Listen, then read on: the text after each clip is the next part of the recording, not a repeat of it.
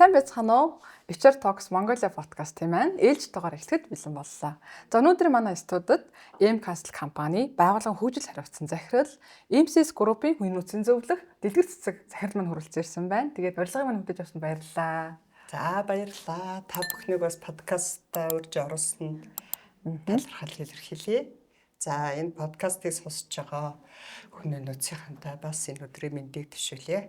За баярлалаа. Тэгээд манай дэлгэр цэцэг захирал бол манай хүний нөөцийн салбарынх нь бол таньдгүй хүн бол байхгүй. Тэгээд бүгд айгуугаа суралцаад явдаг. Миний бас гоё роль модель болгодог захирлуудын нэг. Тэгээд дэгээ захирлаасаа гоё өөрийгөө анх тэг ямар мэрэгжилтэй яаж явж байгаа хүн нөөцтэй холбогдсон бэ тий хэдэн жилийн салбарт ажиллаж байгаа тэр талаараа гоё ярилцаад эхлэе гэж хүсэж байна.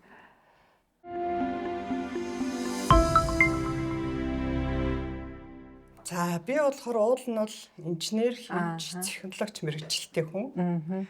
Одоо өслөг эдэл арширны технологич мэрэгжилтэй хүн 1988 онд Москва хотод Оросын холбооны улсад одоо социализмын үеийн хүн л дээ. 88 онд төгссөн. Тий, 88 онд төгссөн. За тэгээд яг хөө төгсөж ирээд ер нь бол тухайн үед бол манай нөхөр цэргийн сургууль төгссөн. Технологийн мэрэгчлээ хүн байсан. Тэгээд төгсч ирэнгүүтээ нөхрөө дагаад Зоомод хотод нэг жил ажилласан. Тэгээд ажиллаж ирчээд 89 онд хоёр дахь охиноо төрүүлээд тэгээд гэртээ нэг жил явжээд 90 онд буцаад ажилд орох гэсэн чинь тэр үед одоо яг үндсэн өөрийнхөө мэргэжлийн ажилд орох гэсэн чинь тэр үед чинь нөгөө үйлдвэрүүд хувьчлагтаад зах зээлийг одоо социалын шилжилтийн үе эхлээд тэгээд ер нь бол ажилгүйчүүдийг нэг орцсон. За тэгээд бусдын жишгээр намын хийж үтсэн одоо хятадаас бараа зөөгөөд Орос почтоос бараа зөөгөөд одоо тухайд нарны тэтгэм хийжсэн лаггүй ажиллаж үтсэн. За тэгээд бүхэн өргөнд цайны газар ажиллаж үтсэн.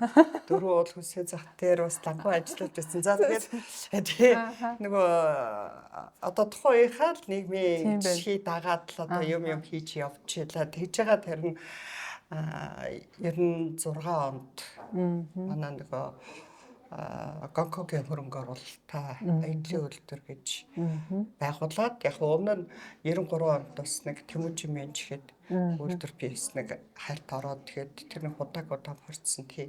Тэгээд тэрнийг яг үүсгэн байгуулж исэн манай гүйц захирал Альберт гэдэг галант хүн байсан. Тэр маань одоо би буцаад ингээд үйлдвэр байгуулж байна. Үйлдвэр тэгээд чи манад нөгөө чанарын албаныхаа менежер шүүгээд яг өмнө хийжсэн ажлыг маань санал болгоод тэгээд үйлдвэрт ажиллаж эхэлсэн. Тий. Зөв. Тэгэхээр яг одоо өөрийнхөө төгссөн мэрэгчлэр бол бас бараг ажиллаа гэсэн. Тэгээ хөрвөөд нөгөө IT үйлдвэрлэлөө яваад гисэн. Тий. Тэгтээ яг үйлдвэрлэлийн салбартаа ажиллаж байсан. Тий. Тэгэд яг хүний нөөц рүү орсон шалтгаан бас их сонио. Яг тухайн үеийн нөхцөл байдал чи яг нөгөө үйлдвэрүүд чинь ингээд ээлжээр ажилладаг. Өглөө ээлж нь өглөө 7-оос өдөр 4-т тарчдаг. Шөнийн ээлж нь болохоор орой 5 цагаас шөнийн 2 цаг хүртэл ажилладаг. Тэгэд ингээд 7 хоногоор ээлжинд ажиллаад ирэхлээр нөгөө хоёр хүүхдээ хичээл сургууль тий. Хүүхдүүд ар гэрээ ингээд нөгөө ээжийн өөрөг рол гэдэг юм бүр эхнэрийн өөрөг рол гэдэг алдагдаад тэгээд үйлдвэр чинь тухайн үеч ингээд өөр яг төлөвлөгөө нормын сарын эцэст ингээд шахацдаг. Тэгээд сарын эцэст бол 2-3 хоногор үйлдвэртээ хонч ажиллах. Одоо чанарын алба гэдэг чинь нэг хамгийн сүүлчийн бүтээгдэхүүн тэнцвэргүй тавгалж идэг, шийдвэр гаргадаг тийм одоо чанарын гарах гэсэн. Тийм манайх ч нэг бүтээгдэхүүн Америкт экспортлдог гэсэн. Тэгэхээр тийшээ гаргахын тулд чанар хяналтураа аягүй сайн байх хэрэгтэй. Энэ чинь бас нэг улс орныхаа нэр Made in Mongolia гэдэг шашиг гаргаж байгаа гэдэг утгаараа маш хариуцлагатай ажилласан. Тэгээд ер нь ингээд нэг талаараа яг хоо ингээд ар гэрээ бодсон. Нөгөө талаараа бас манай яг тухайн үе боловсон хүчин гэж хэлсэн хүн байгаагүй шүү дээ тий. Боловсон хүчин маань 2000 онд яг тэтгэвртээ сунхолоод тэгээд нэг сараас тэтгэвртээ сунна гэдэг сонсоод тэгээ би Альберт захиралтай хүсэлт гаргаад би ингээд ар гэртээ бас ингэж анхаарал хандуулж тавихгүй болохгүй байна. Би өдрийн 8 цаг офис ажил хийя гэх. Тэгэл хүсэлтээ гаргаж ярин зөвшөөрөө. Гэтэ яг та нөгөө чанарын халбад бас туслаа шинэ үедээ яваараа гэд. Тэгэл боловсон хүч болцсон. Тэр үедээ боловсон хүч юу гэж боддог гэсэн гэхээр нэг тухайн үед чинь нөгөө юу ийсэн шүү дээ. Нэг тушаал гаргаад нэг ажилд аваад гэрээ хийгээл тэгэл яг өдөрчнийхээ байгуулалтаа хамтраал хүмүүсийнхаа нөгөө шагналын маркаар нөгөө совилт явуулдаг. Хаяа нөгөө гадаад сургалтанд явуулцдаг. Сургуульчид тэр чинь шагнал байсан шүү дээ. Төс хэрэгцээ. Айгу сайн ажилласан хүмүүсийнхаа одоо орсрол ихтэй явуулдаг сургалт явуулдаг. Хэмжлэгээ тиймэрхүү нэг тэгэл яг янз бүрийн арга хэмжээ зохион байгуулах шинжил мэнжилгээл амрал зугаалга гэдэг тиймэрхүү байдлаар төсөөлөл одоо боловсч амар амархан байсан. Тэгэл ер нь бол харгартын цаг зарчлаа. Тэгээд 2000 он боловсч болцсон. Тэгэхээр ингээд нэгэн цэхлийн үед анх одоо боловсон хүчин гэдэг нэр томьёото байхад тэ ажиллаж эхэлжсэн.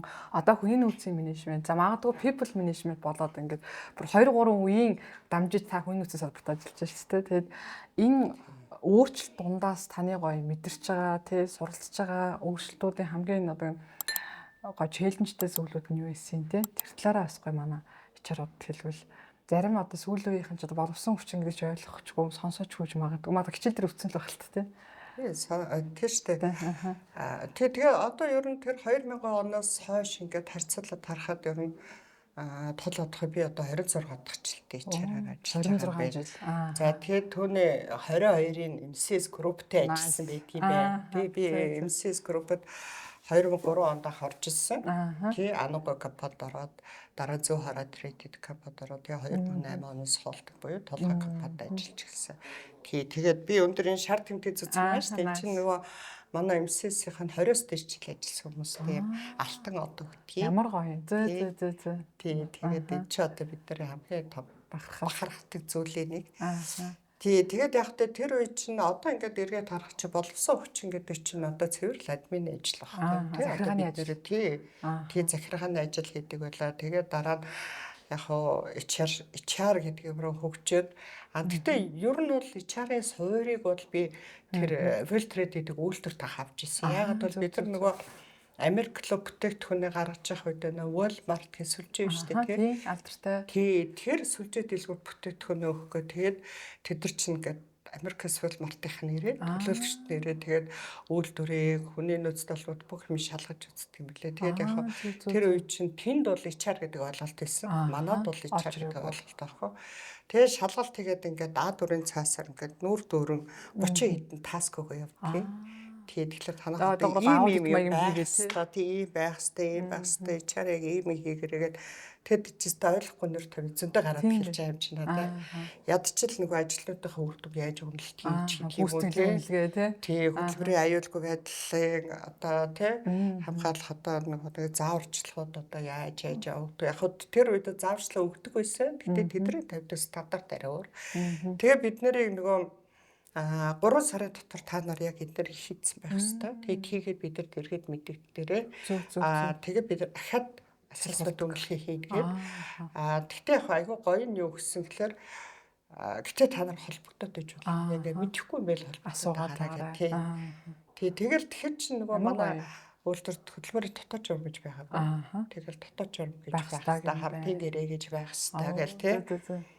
Тэгэл хамгийн наад зах нь гэхэд чинь одоо ингээд 0 хэдэн хүн дотор хэдэн 0 байх хэрэгтэй юм уу тий ажлын байрны орчин гэдэг ингээд зөндөө юмнууд бас зааж өгөө тэрийнхэн дагуу маш их шаргуу ажиллаа. Тэгээд манай захирал чинь өөрөө англи хүн. Тэгээ галаад англи хэлтэй. Миний англи хэл бас тохиолдол нэг сайн байгаагүй. Би ч нөгөө орос сургууль төгсөө. Хэдэн оны лээ?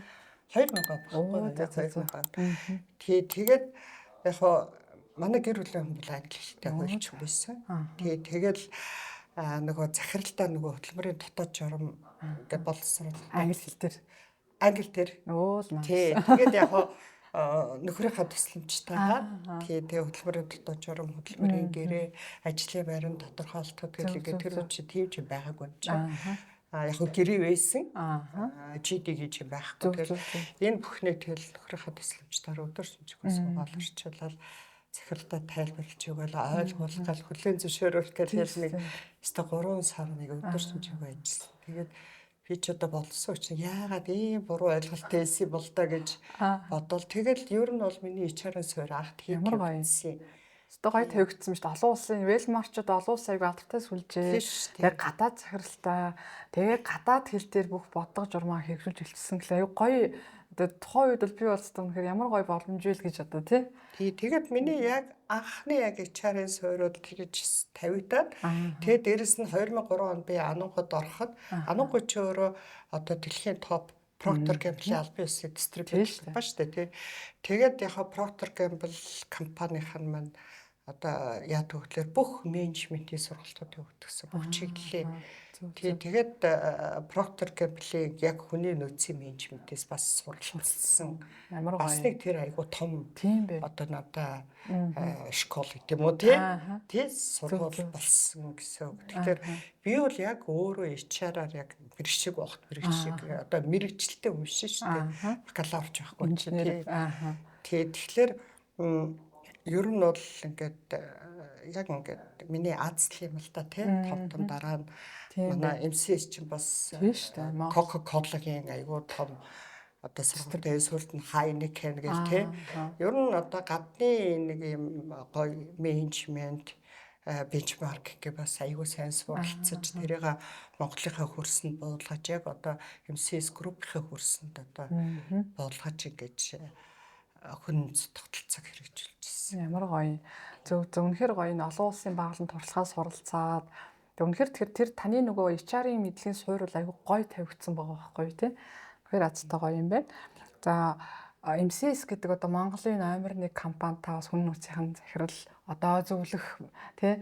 Тэгээд энэ гоё том айлын нэг хэсэг байх тий. Энэ том айлын гоё хүнс менежментийг зөв удирдахад ямар гоё челленжүүд тулгарч ийсэн, ямар шин зүйл нэвтрүүлж байв таны хувьд? Тэр талаараа гоё. За би бол ер нь 2010-аас 19 оны дуусал яг холдог компанийнхаа хүний нөөцийн дэд захирал сүлдэн хүнс газрын захиралтай хийж явсан. Тэгээд яг хоо энэ хооронд бол ер нь ингээд би хийсээ илүү манай багийн амжилт хийж би ярих дуртай. Ягаад бол эн чинь мэдээж хэрэг би ганцаар хийхгүй. Миний өөрөө бол яг нэг багийнхныгаа удирдан зохион байгуул ажил үеийн хуваарлтыг нэгж гэдэг юм уу тий.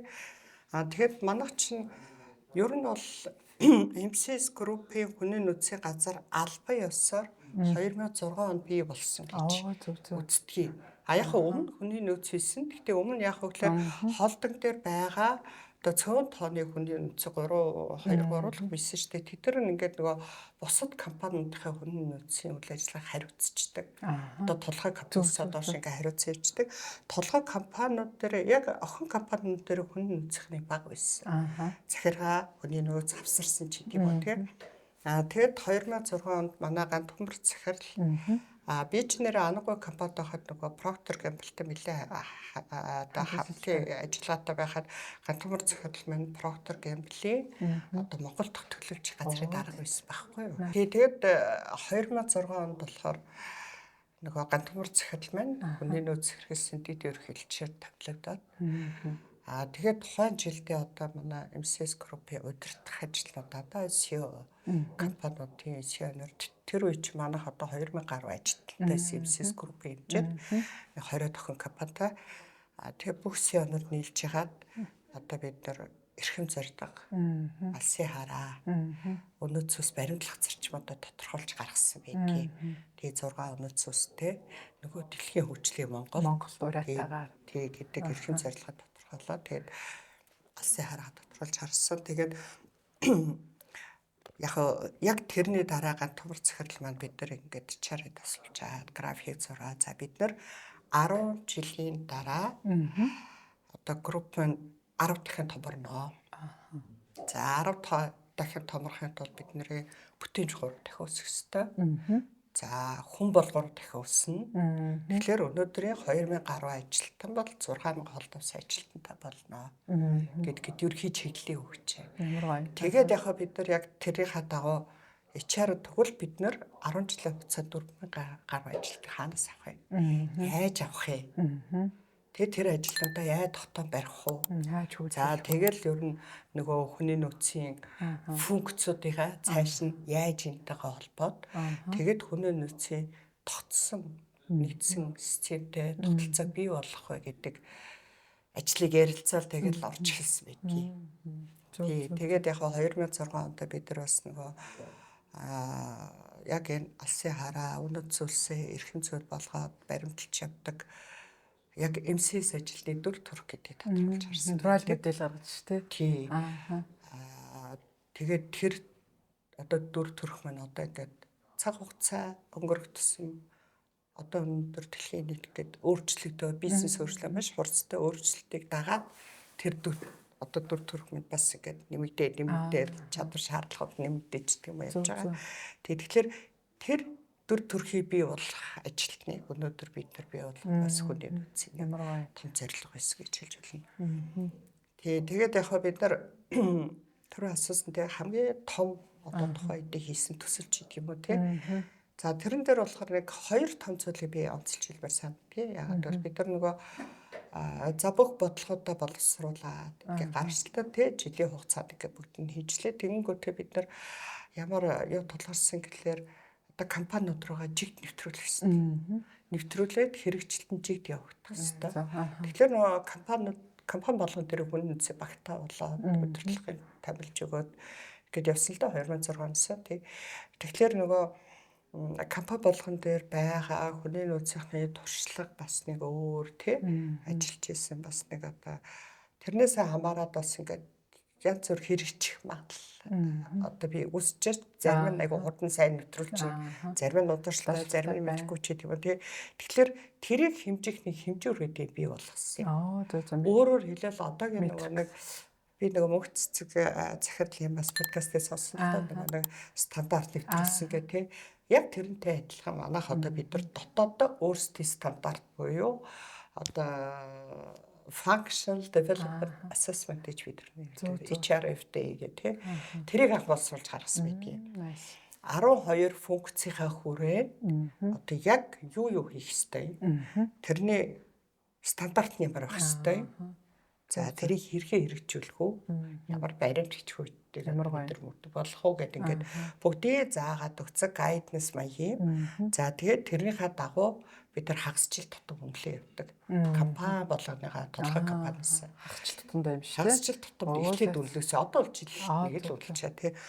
Тэгээ яг одоо мониторинг хийгээд тэгээд яг компани болгон дээр одоо яг ямар функц дээр ямар дутагдал байна, гэпд байна. Тэрийг нөхөхийн тулд холдон компаниуд толгой компанитайгаа яаж хамтарч ажиллах вэ? Яаж дэмжлэг үзүүлэх вэ?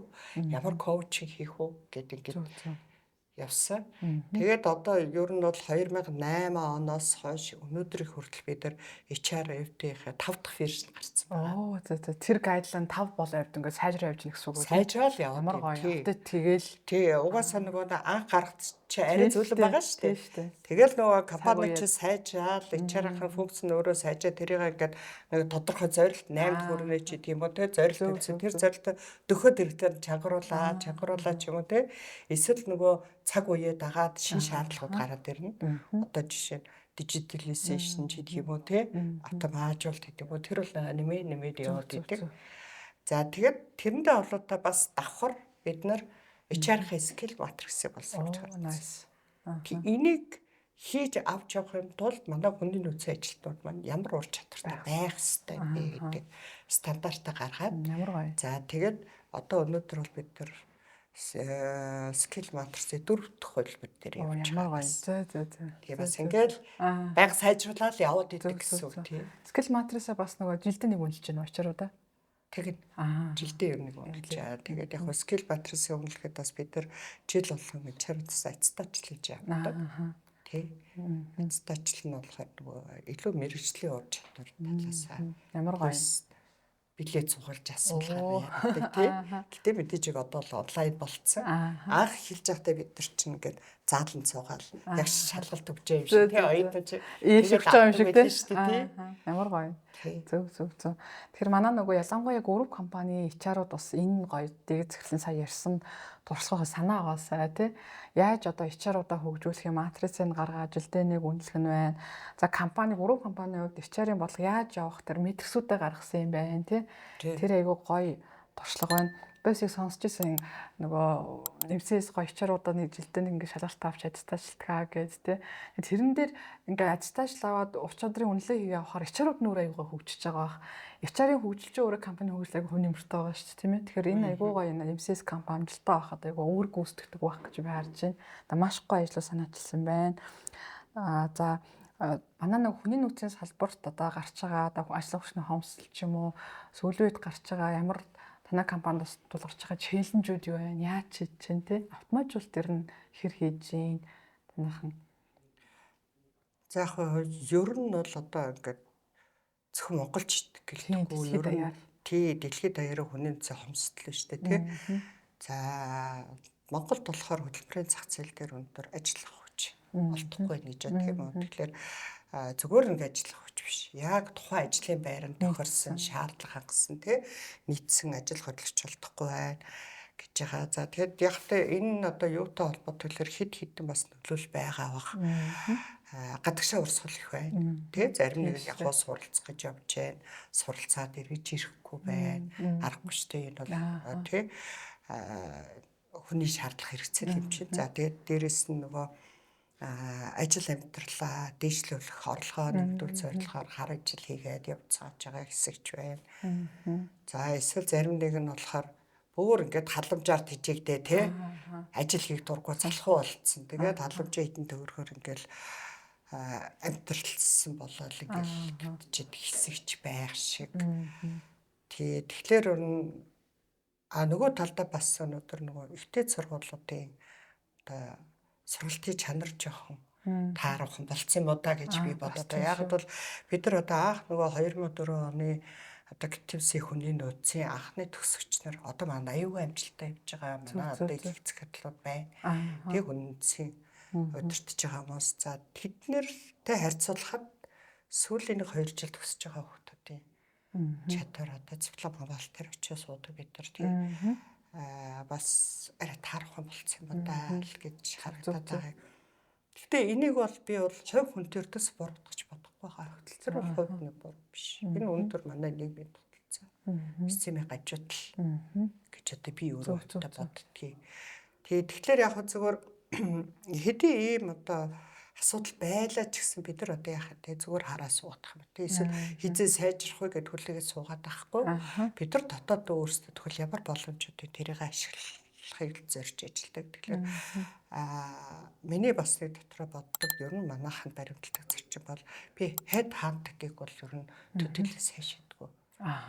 Яагаад бол одоо ингээд нэг байгууллага өөрөө өөртөө ингээд таалаандаа бэлтгээд гэж хатан тэр ингээд илүү цалин амлаа ч юм уу тийм ингээл нэг бодчтой дээрэм хийж гин гэсэн үг шүү дээ. Зүгээр яг бизнесийн ёс зүйн зарчим гэж би бол үздэг тийм.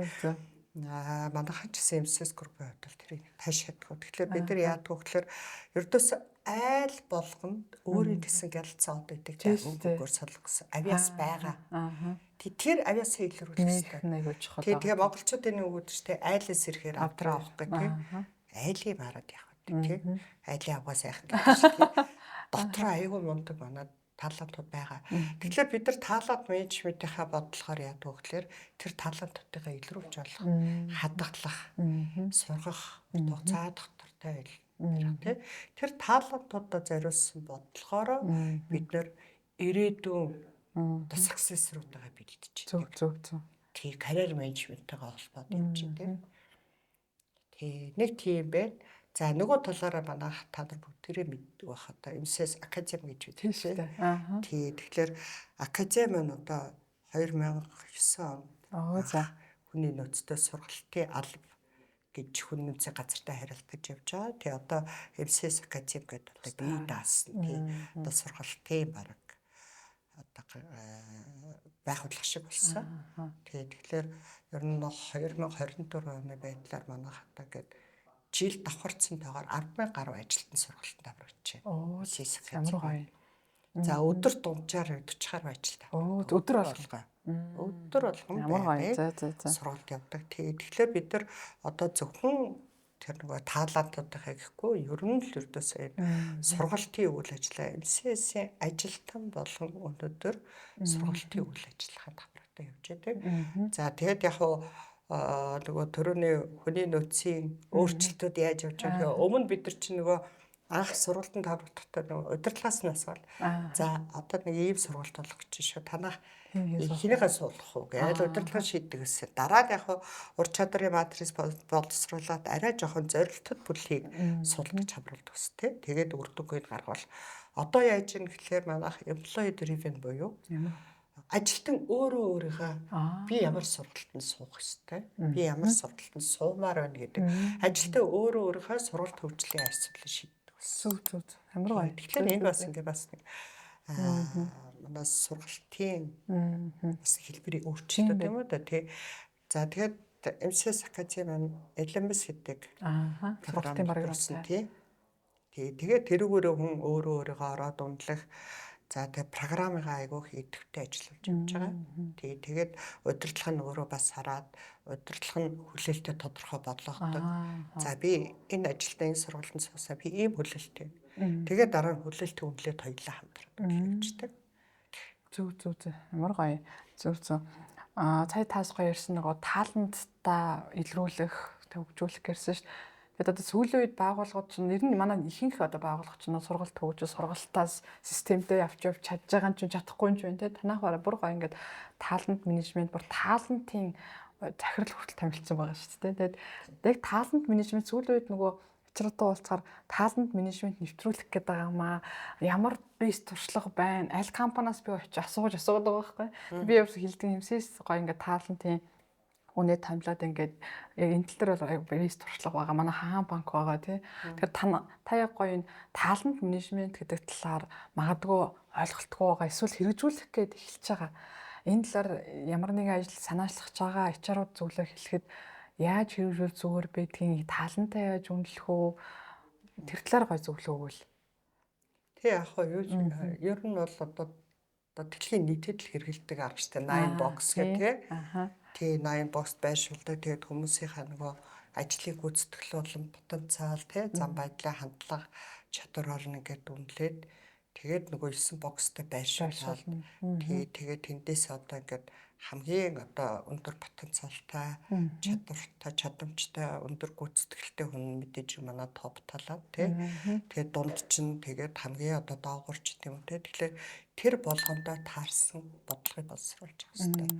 За тэгээд яг таалант гэхлээр одоо таалантын бодлого хаанаас эхлэх вэ гэхээр эхлээд бид нар таалантыг сонгон шалгаруулж авахаас эхэлж байгаа байхгүй.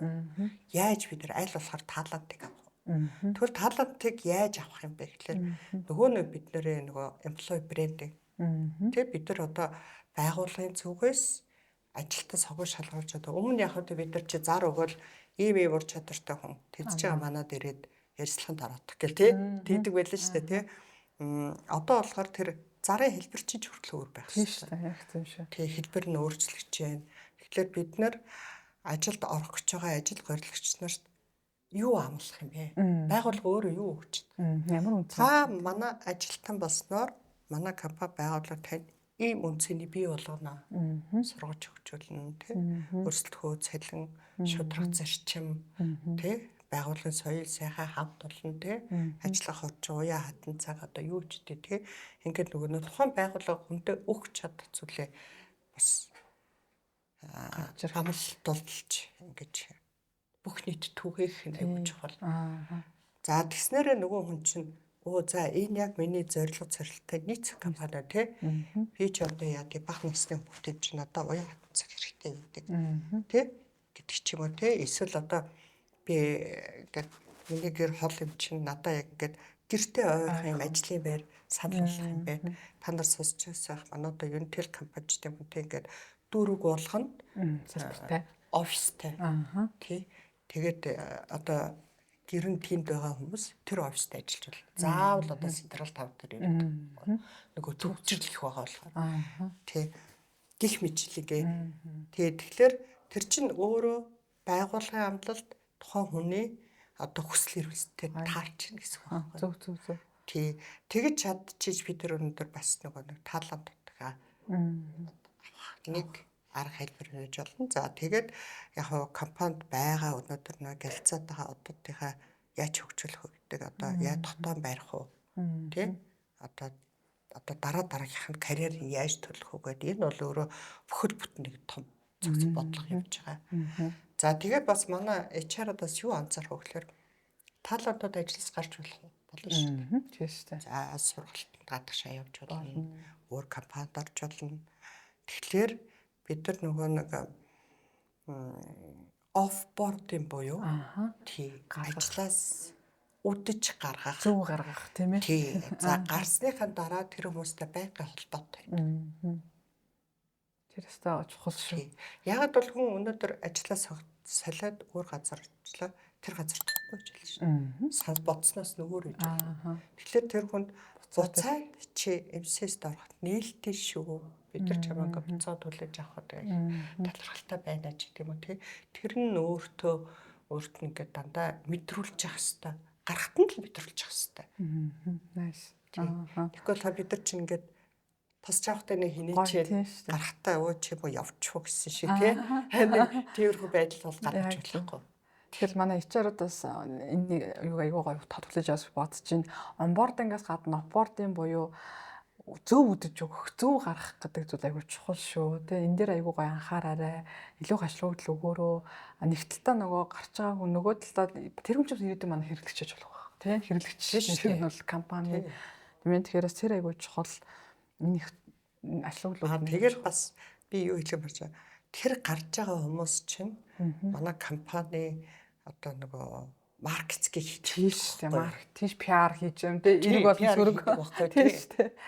Тий тэгэхээр ер нь бол зөвхөн манаас хараад өөр газар орсон хүмүүстэй ингээд эргээд уулзахад бол ер нь нэг тийм муус тийшээ байдаггүй гомдсон хүн бол би бол ховор таарчсан тийм шилж. Би МСС ажиллаж байсан тэрийгээр данд бахархдаг хүмүүстэй таарчсан шүү. Өстой муу ярьжсэн сонсож байгаагүй. Тэгээд тэртнээс нэг офбординг аягүй сайн хийж, нөгөө талаар үнэхээр бас цогцлон зүг байгаа учраас шүү дээ, тийм ээ. Зөв. Маш гоё кейсүүд байна. Сая та манай нийт МСС Актемаар дамж 10,000 хүн суралцаад байна. Өдөр 40 хүн суралцдаг юм байна. Тэгээд Актем байгуулсны өмнөх болон дараачийн одоо гоё өөрчлөлтүүд юу байна те. Танахыг дуурайгаад маш олон компани Актем байгууллаа шүү өмнө гэлэхтэй. МСС чи өөр манай салбарт бүхэл салбарт дандаа хүчин болж хүмүүс хаагалж шинжлэхийг тогтоож явдаг. Тэрийг дагаад ч маш олон компанид иргэдэг Актем байгуулж байна. Тэгээд Актем байгуулад хүмүүсээ ингээд гоё системтэй сургаад явахын одоо үр дүнг та гоё тодорхойлол өгч хэлэхөө. Одоо ийм Актем байгууллаа ингээхлээр зарим зөвчлүүд үгүй тэр хүмүүс ч өөртөө сурчаад ирэх хэрэгтэй биш юм уу гэдэг хүмүүс мэддэг шүү дээ. Тэгээд тэр талаар гоё. Магадгүй тий. Яг Актем ер нь бол зөвхөн 2006 онд хэдий бид нар одоо хүн нөөцийн газрыг аль биесээр байгуулсан гэж болж өмнө нь бол МСС одоо компани анх үүсгэн байгуулсанаас хойш ер нь сургалт хөжил маш хаадаг байсан. Тэг байнгын ингээд сургалтууд хийж яадаг гадна сургалт авдаг. Тийм гадны байгууллагаас сургалт аваад ажилтнуудаа хөгжүүлдэг. За тэгээд 2006 оноос хойш яг хөглөр бид нэр эхний ээлжинд нөгөө нэг манай удирдах ажилтнууд хичээл заадаг байсан. Захирлууд өөрсдөө заах нь захирлууд дандаа захирлууд тийм манлайлалын сургалт, тайм менежмент, багийн үр дүнтэй ажиллагаа тийм үү тийм ингээд захирал болгоход нэг тийм таск өгөө даалгавартай. Тэгээд нэг сургалтууд босгоод тэгээд одоо манай яг хамгааллын гишүүн шүү дээ. Бүгд багш нар байсан шүү дээ. Гишүүн тэр тийм. Тийм байсан. Тэгээд яг тэр үед чи манайх чи нөгөө өмнө 2005 он чи ажлын 6 өдөртэй хагас өдөр чи хагас ажилтдаг тийм байж байгаад тэгээд 6 онд ер нь ажлын 5 өдөртэй болгоод гэхдээ хагас өдрийг сургалтын өдөр болсон. Ямар гоё. Хагас өдөр болгох нэг тал өдөр сургалт гэдэг. За тэг яг гаднаас сургалт авдаг. Тэгээд яг яагаад академи гэж би байгуулсан бэ гэхэлэр нөгөө өөрсдөө сургалтын алба гэж байгуулсан бэ гэхэлэр мэдээж хэрэг нөгөө группсээ томроод төлөр захирлууд манс тэр болгоо ингээд тий сургалт хийгээд ч чадахгүй завгүй болж эхэлж байгаа. За нөгөө төгөр нөгөө гаднаас ингээд бид нар Саникон одоо юу ч хэлээд ингээд нэлээд хэд хэд байралтаа сургалт авдаг гэсэн л да. Тэгэхээр тэд нэр яг манай байгууллагын өнөө зөө сарсын хараа тий нөгөө баримтлах зарчмад нийцсэн тий яг манай менежментийг группын хэмжээний яг ингээд цогц ингээд бүх хүмүүс таарсан тий сургалтыг бас өгтөө. Тэтэл бас нийцтэй биш тий. Нийцдэггүй юм билээ. Тэгэхээр бид нар ер нь бид нар өөрсдийнхээ бизнесээ онцлог тохиолсон өөрсдийнхээ энэ одоо үнэт цөстэй нийцүүлсэн ийм сургалтыг өөрсдөө хийх хэрэгтэй байдаг. За тэг яг гаднаас ингээд байрч байхгүй шүү дээ манайх чи банкуудын холбоотой ирж тэр тий Герман Монголын төв дээр энэ тэнд очил сургалтуудыг илэмсдэг. Тэгээд ер нь манай удирдлагуудыг сайгүй сайхан шийдэж өгөөд академи маань анхныхаа байртаа болоод тэгээд 3 хүн бүрэлдэхүүн тий MCS хүний нөөцийн сургалтын алба гэж бий болоод. За тэгээд яг багш нар нь болохоор ахад удирдлагууд гэхдээ заавал завгүй захирлуудыг гэхгүйгээр нөгөө удирдах төвчний ажилтнуудаас өөрсдөөс нь бас ингээд хүсэлтийг авдаг. Сургалт хийх сонирхолтой. Тэгээд бас нэг тодорхой хэмжээний дадлага туршлагатай болсон, практик кейсэд олонтой олцож дээ. Тийм хүмүүсээ сонгодог багшлуулдаг байсан. Тэгж хэлсэн тий.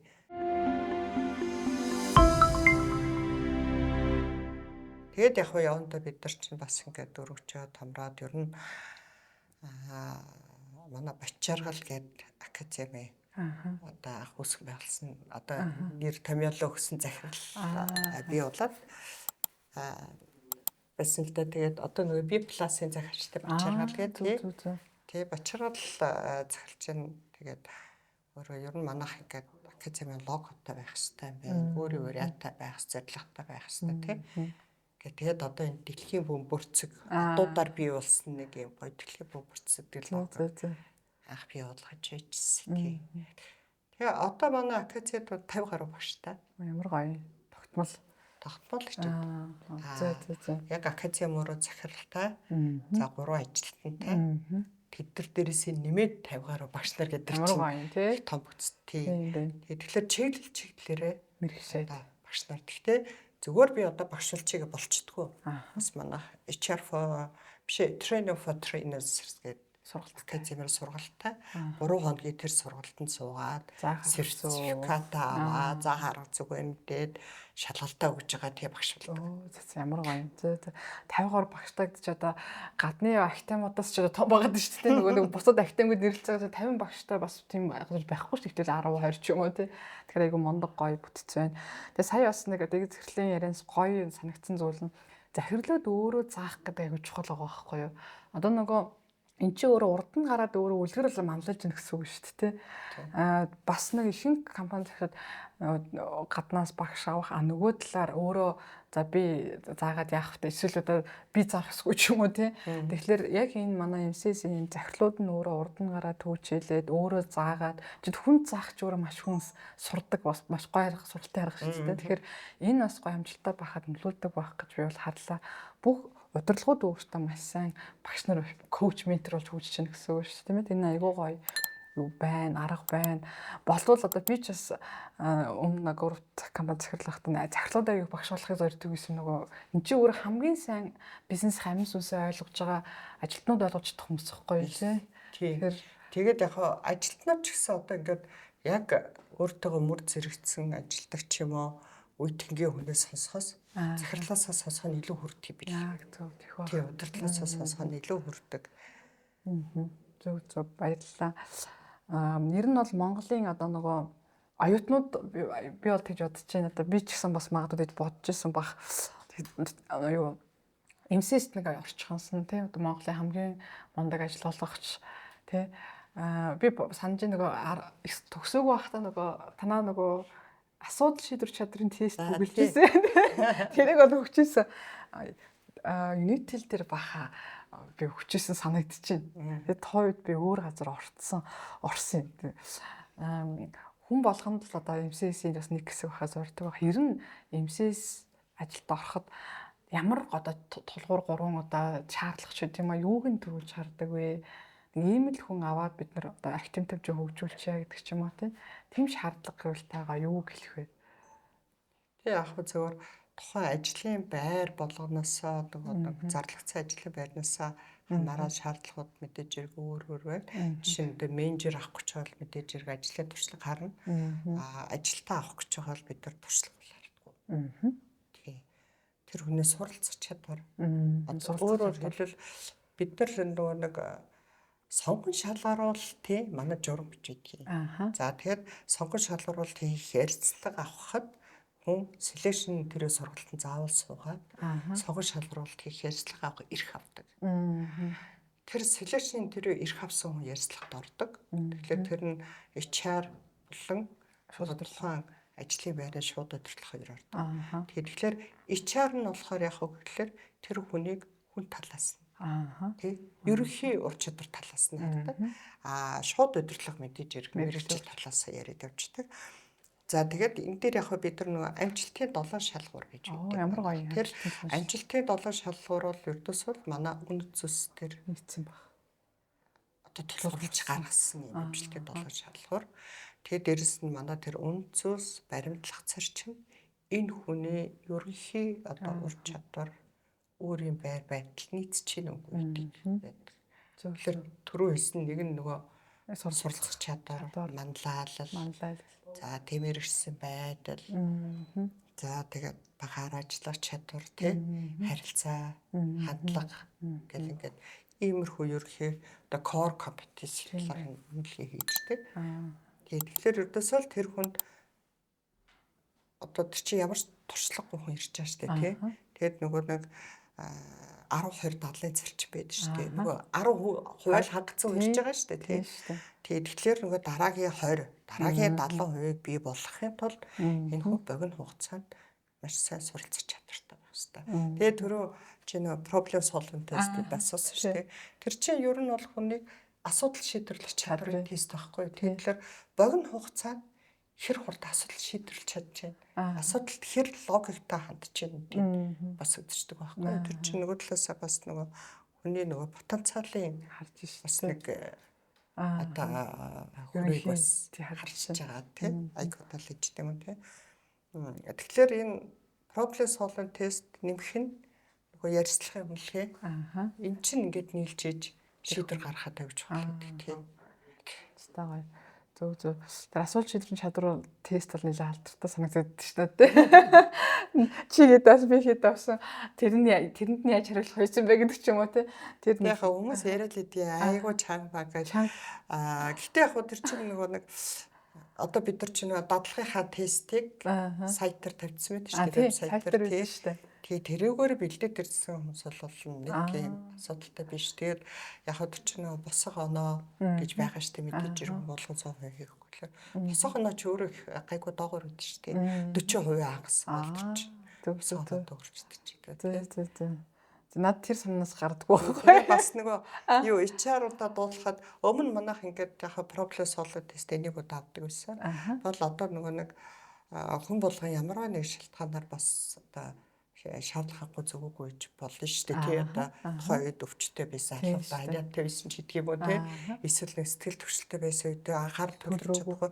Тэгэхээр манайх одоо 5 жилийн дараа ахаад өгөх боломж олгоцсон байгаа. Ашгүй.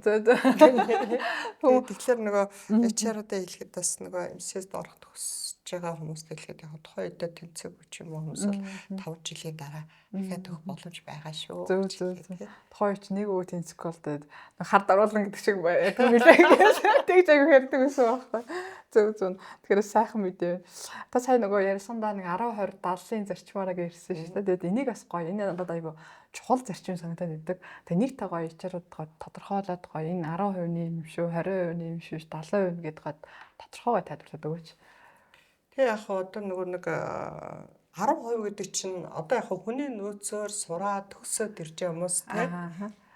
Яг янз бүрийн нэг кейсүүд байдлаа надад амьдрал дээр тохиолдчихсан. Нэг онцлог дипломтой төгсөөд HR манад ажилд орсон. Би шууд манай багш надад эсэ чи одоо онцлог цэвлэгт төгсөв чи шууд менежер болно шүү гэсэн.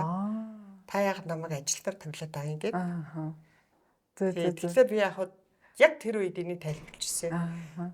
Чи хэд төгссөн ч хамаагүй. Гэхдээ чи яг энэ ажлыг амжилттай хийж гүйцэтгэхэд тий одоо чи яг энэ чадамжийнхаа чи 10%-ийг л одоо эзэмшсэн байгаа. Онлын 10% чи онлоо байхгүй.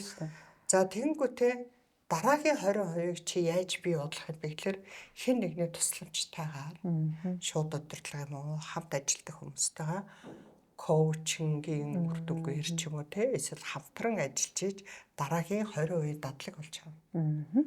За дараагийн 70% гэдэг чинь юу энэ өөрөө чи ажиллах явцдаа өөрөө дадлуулахад шууд өөрөө хэрэгжүүлээд бие дагаад хэрэгжүүлээд явж хагаад энэ бүр ингээд өөр чи гарчаа ороод ирэхлээр нөгөө 70% чинь нэмэгдэл яваад юм гэсэн тий. Тэгэхээр хүн ажиллах явцдаа хэрвээ 100% чадамжийг олж авдгаа гэх юм бол ер нь дөнгөж төсөл 12 л байгаа. Тэр манай шин төсөгч нар бас битрепти бардан байгаарай тий. 10 20 70 байдаг шүү. Ер нь бол ялцчгүй бас тухайн их сурвал яг юу сурсан бол гэхээр бас л тий. Яг ялцчгүй ажил дээр гараад бид нар илүү их суралцдаг. Тэгэхээр хичнээн улаан дипломтой байна уу, өндөр голчтой байна уу, шилдэг оюутан байсан байна уу тий. Бас өөрийгөө гоё нэг хамбал байх сургах. Сайн нөгөө өнгөрсөн 7 хоногт бид нар нөгөө Солонгос яваад ирсэн шүү дээ. Солонгосын HR форум дээр энийг аягүй хийсэн нөгөө сүүлийн үеийн удирдлага манлайлагч нар өөрсдөө буулгаж сурах чадвар суралцаараа гэдэг. Өмнө нь бил тим гэдэг эго биш. Одоо ер нь хаамбал байх, энгийн байх, доошо өөрийгөө буулгаж сураарай. Энэ чадварыг бол чухал гэдэг тэр эго чухал тий. Тэр чинь өвлгөр жишээ дуурайлбал шүү дээ тий. Тэгээд доотход сургаж байгаа. Нэрээ бас нэг юм дээр боловсон хүчиг гэснээс ер нь одоо ингээд нэг бид нар болохоор ингээд дөнгөж шин төсөрчийг мэдээж ажилтнаас эхлээд бүр даашаа нөгөө клеркөө тий туслах ажилтныг хийлгэж яадаг гэдэг төсөхөд тухайн өөрөө чадвартай хам бол одоо яадгийг заавал гэж 2 3 жил ажилтныг хийхгүй шүү. Аюу хордоо өөрөө суралцаад хурдан ур чадвараа нэмэгдүүлээд туршлаач явах юм бол 6 сарын дараа 3 сарын дараа болчихвол тий. Тэгэхээр нөгөө боловсон хүчин гэдэг чи би нөгөө дөнгөж сургуулаа төсччихэл ажил дараа би ч айгүй инженер технологич гэдэг бараг л нөгөө яг л одооны хөтөч тий дээд өсөлтөө тэгээд ингээд Москвад төсөөд ирсэн чинь үйлдвэр дараал би ч одоо шууд ингээд инженерийн ажлыг хийх байх чинь намайг чанар салж хийлгэсэн шүү дээ.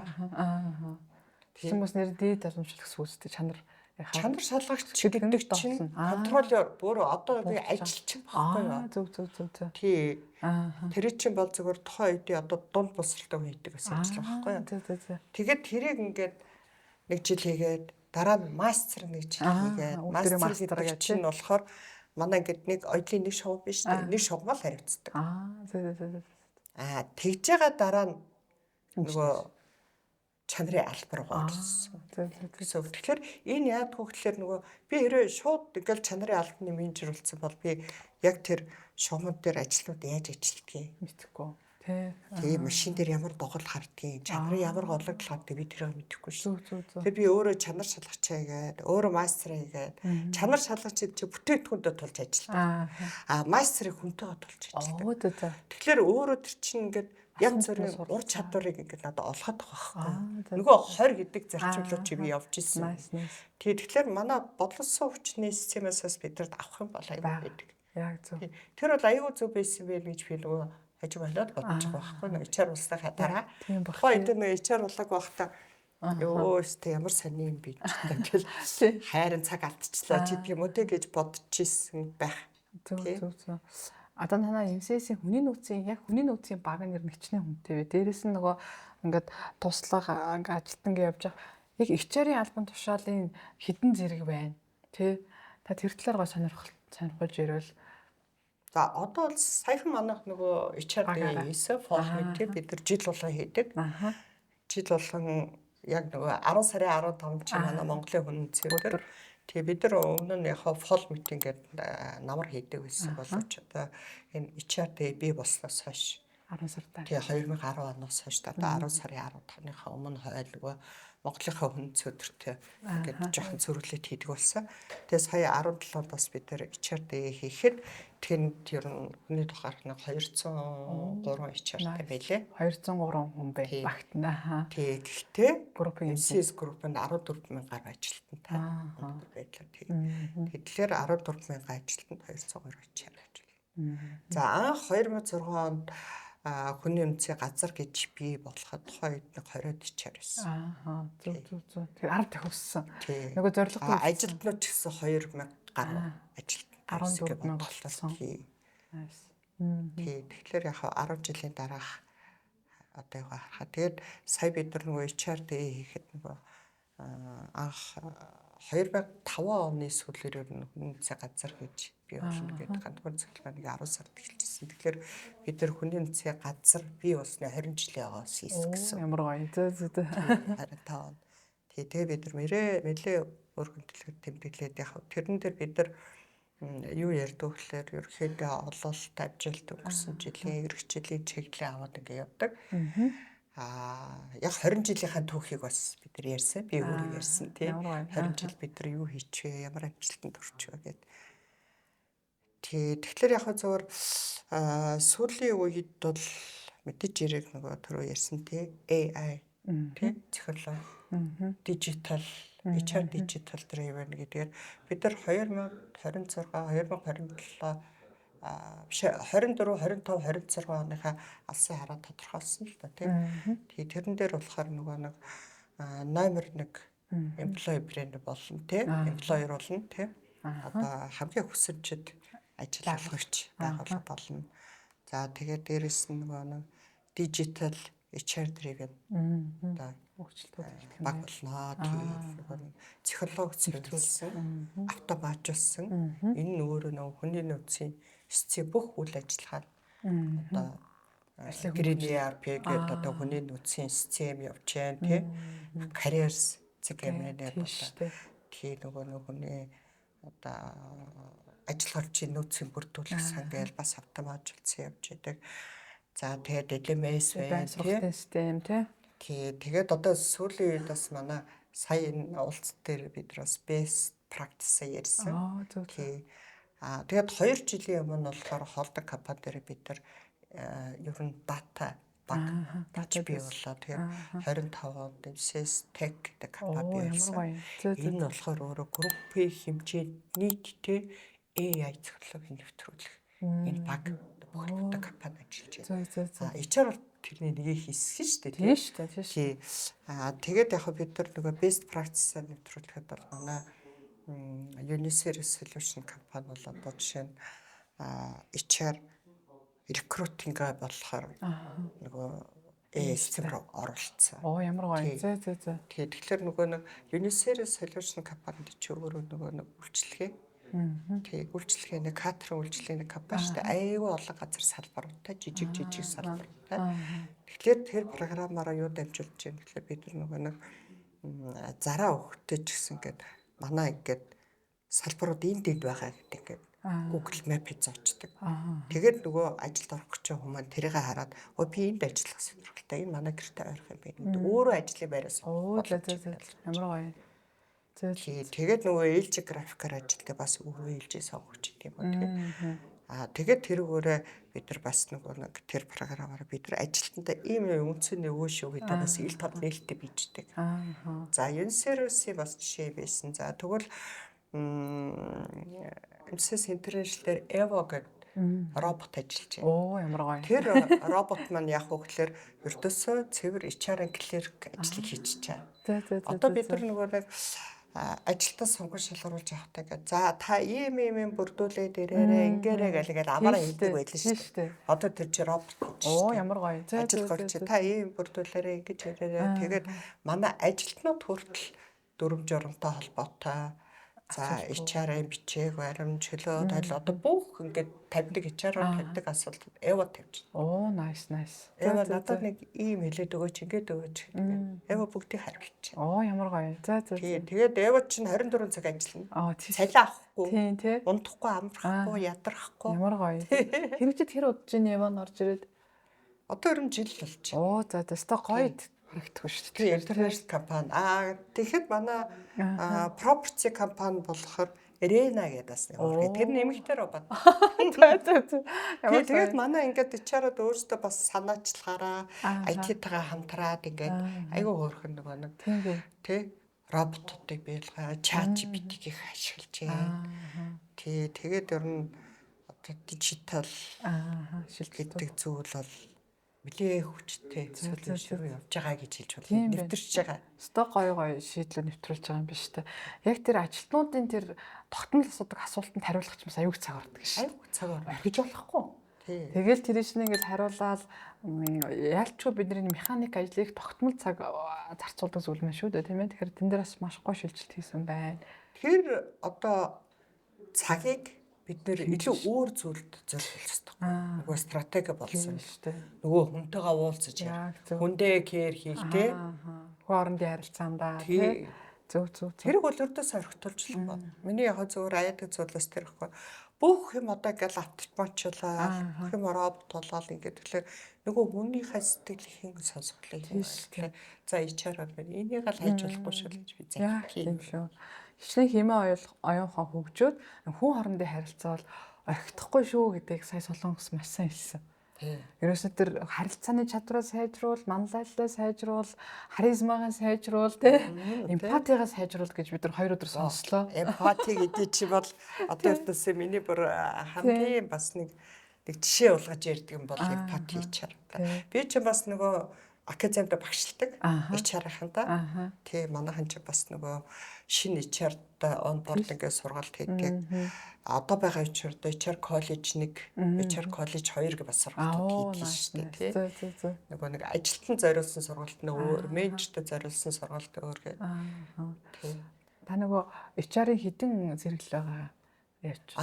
HR-ын зэрэглэлээр за HR ажилтан гэж байна. Тий.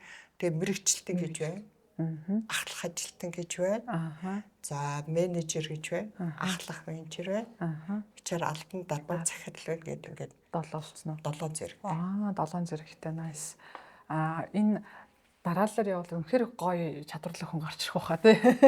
Ингээд албаншаал дэвшээд манай ч одоо жижиг компаниуд маань төгсөл шууд менежер болоод тэгээд явчихж байгаа шүү дээ. Гэхдээ яг манайх одоо ингээд шинээр ажилд орж байгаа хүмүүстэй нөгөө онбордын хөтөлбөр хийж байна. Онбордын хөтөлбөртөө бид нар хүн болгоод танд ийм карьерийн боломж байгаа шүү гэдэг. Нөгөө карьер пак буюу зураглаа танилцуулдаг. Ямар гоё тий. Танилцуулаад тий HR-ын хануул HR-таа. Тэгэхээр карьер чинь босоо өсөлт хийж болно. Хөндлөн байж болно. Сүүлээд одоо нөгөө централизейшн гэж байгаа шүү дээ. Төв рүү чигссэн карьер өсөлт гэж байгаа шүү дээ. Тэр нөгөө нэг илүү удирдлагын багрууд тий гэсэн ийм нэг юунтайхаа танилцуулж явждаг. Тэгэхээр энэ өөрөө бас нөгөө нэг талантуудыг доктортой ажиллах бас нэг бодлогын хүрээнд бас хэрэгтэй зүйл өгдөг л да. Яг энэ карьерийн зураг гаргахаас өмнө ер нь ингэдэг юм билэ. Одоо би чигээл 20 хэдэн жил ажиллаж байхад бид нар ингээд нэг журам гаргаад ямар журам хэрэгцээтэй юм, ямар асуудал гарч байна. Тэр болгоны аюул сайхан тэмдэглэж авал. За энэ дээр бид нар ингээд зүгээр асуудлыг тухай шийдэл галын унтрахад явах юм уу? Энийг журамлаад.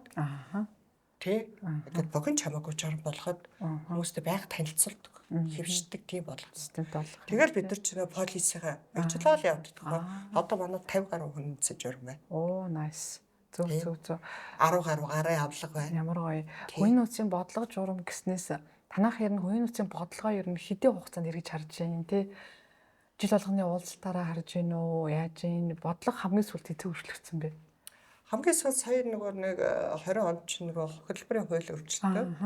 Тэгэхээр 21 оны 1 сараас эхлээ бид нар бүх бодлогоо шийдсэн хөтөлбөрийн хууль нийцүүлээд. Тэгэхээр чин тэнд чин бас нэг нөгөө өмнө мөрдөж исэн юмтайхаа шинэ хуульд нийцүүлж. Тэгэхээр чин тэрийнхаа дагаа хөтөлбөрийн дотоод журам бүгд л өөрчлөгдөж байгаа л да тий.